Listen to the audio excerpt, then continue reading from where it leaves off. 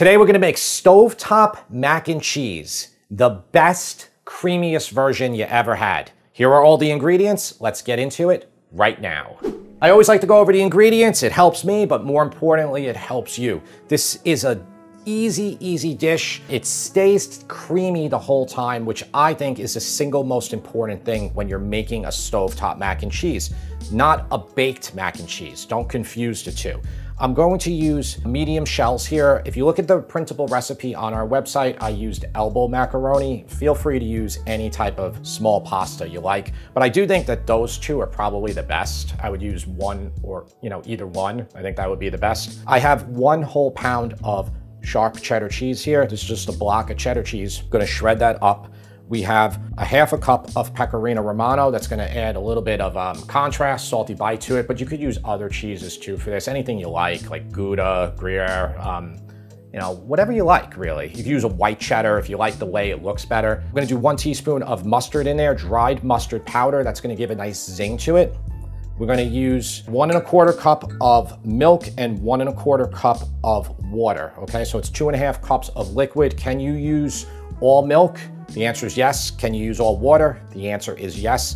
Honestly, you could even use a little bit more liquid in this and it's gonna be fine. You're gonna see how forgiving this cheese sauce really is. What makes it work so well? It's this ingredient called sodium citrate. So this is 15 grams. We're gonna use of it, perfect amount. This recipe is inspired by modernist cuisine, okay? So that site is where I found all the information about that. I wanna give credit where credit is due. That's where it comes from. The brand I'm using for this sodium citrate is called Anthony's. So you can see it says food grade emulsifier, non-GMO. It emulsifies cheese unbelievably well. It's an ingredient in a lot of processed cheese. So anything you're really buying from a deli counter that you're getting sliced has it in there. If you want to take this out, go ahead, but you're not going to get a creamy mac and cheese. So I'm just letting you know, like this is the whole point. This is what's going to actually do it. And you'll see when I make the sauce. Final thing we're going to do is a 1/2 cup of plain breadcrumbs and this chili crunch mixture that I got from Trader Joe's, but there's like a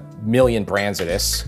Everybody's trying to cash in on the chili crunch right now. My son James uses it all the time, so I think he's gonna like it when I make these spicy breadcrumbs for him. So that's totally optional. You don't have to do it. If you don't do it, this creamy mac and cheese is still unbelievable. All right, let's get into it right now, which is barely anything to do.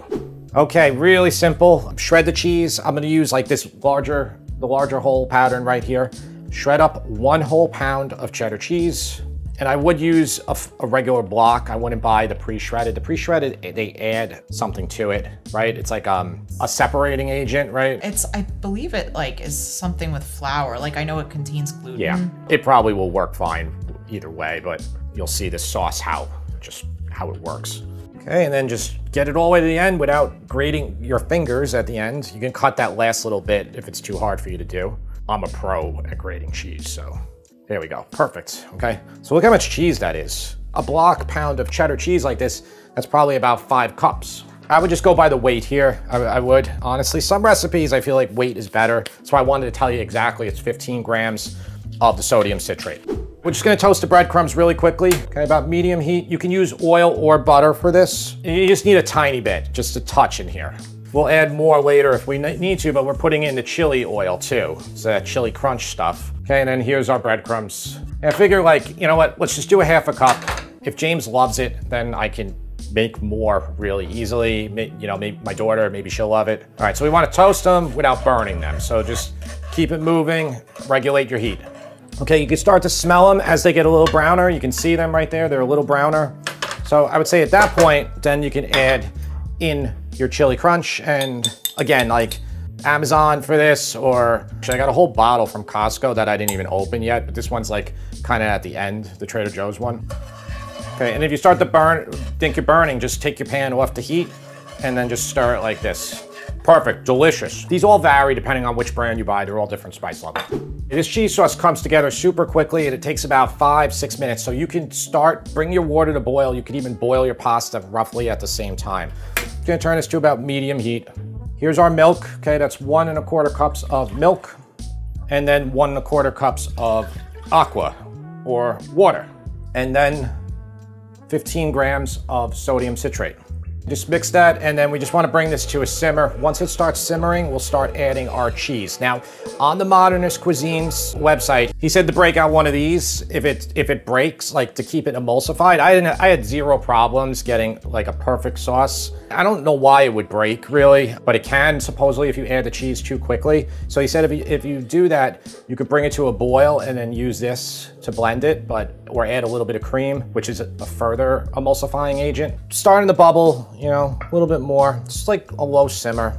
You could use a spoon, but I'm using a non-stick here, so a nylon whisk would be good. If you're using a regular stainless steel pot, just break out your whisk.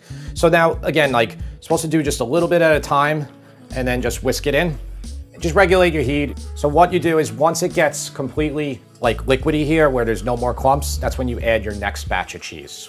Okay, next batch, same thing. And you're making a cheese sauce here that is essentially the cheese sauce that's used for Philly cheesesteaks, like Cheese Whiz. The most beautiful thing about this cheese sauce is, you know, you can make this ahead of time and like put it in the fridge for days and then boil pasta, and then you have awesome stovetop mac and cheese.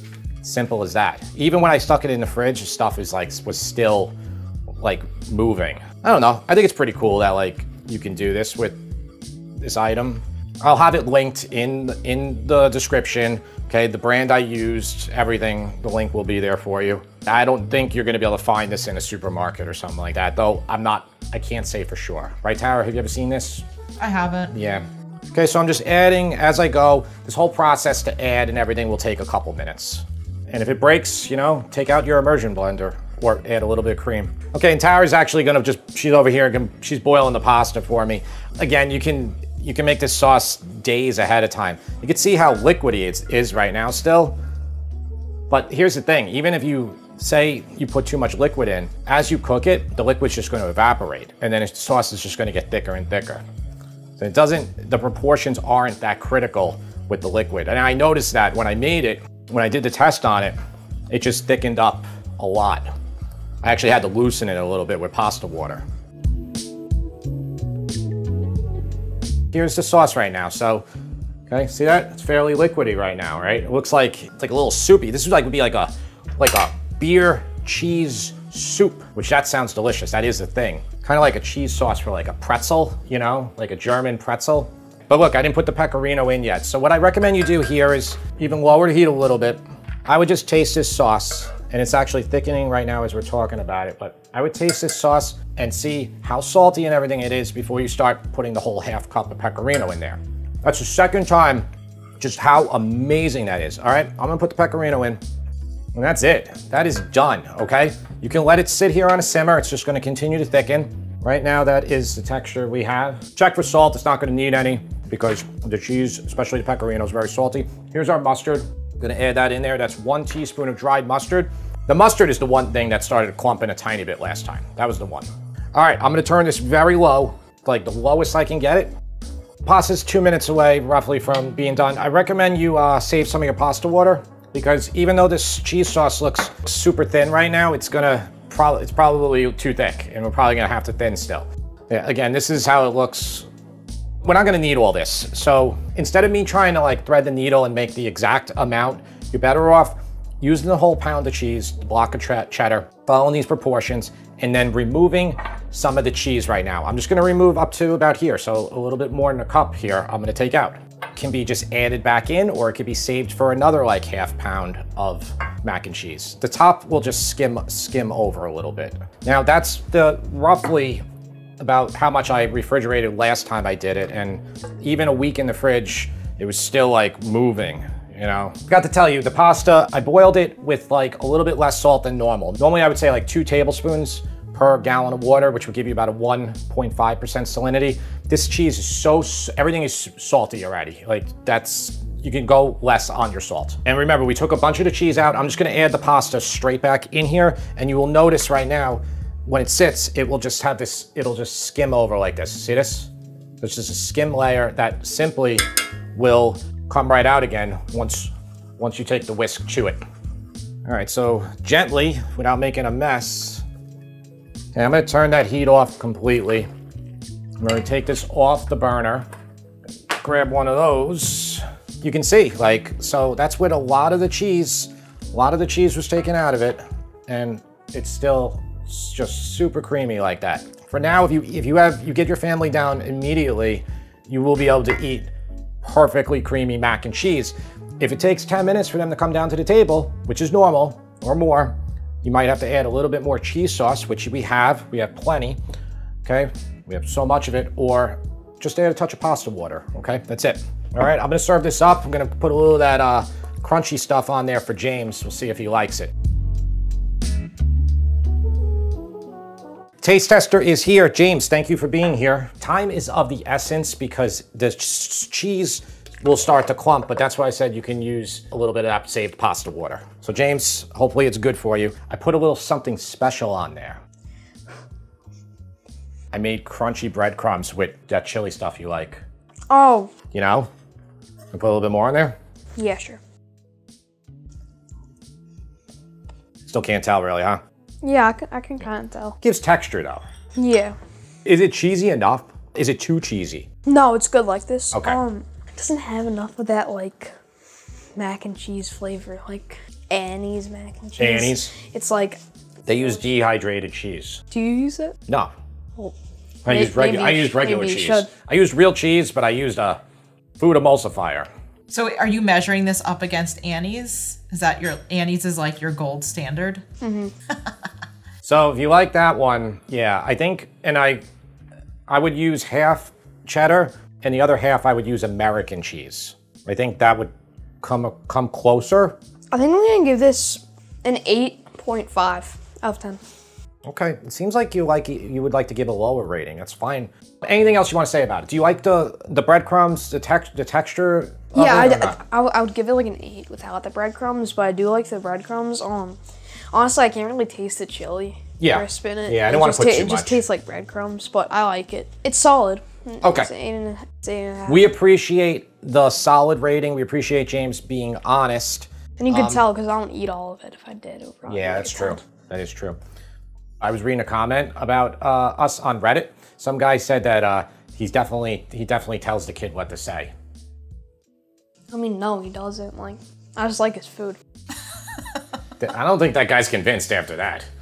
I don't think he's convinced at all. Why? Okay, why would it like? If I didn't like the food, then I probably just shouldn't come on here at all. It's true. Like, why would he want me to come on here? It would just be like, I don't know how to say it. No, it's you're like, right. Why would I want my son to continually berate me about how my food is horrible? Yeah, why would he want me to keep lying that Yeah. his food is good? Yeah. All right. Well, James, thank you for telling the truth. We will see you next time.